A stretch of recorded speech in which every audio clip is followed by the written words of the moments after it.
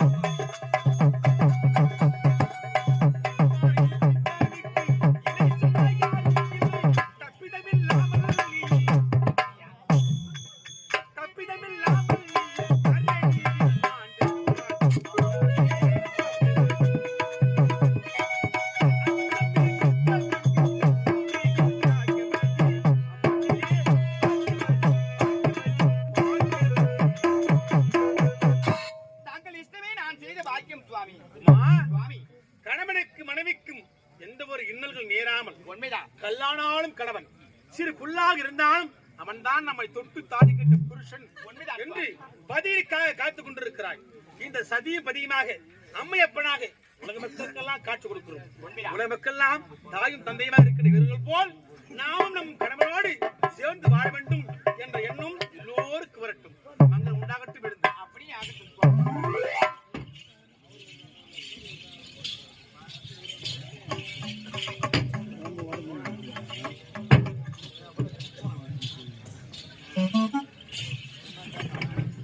உமா, சுவாமி, இந்த கைலங்கிரி வேளையிலே உண்மைதான் ரம்மியமான நேரம்.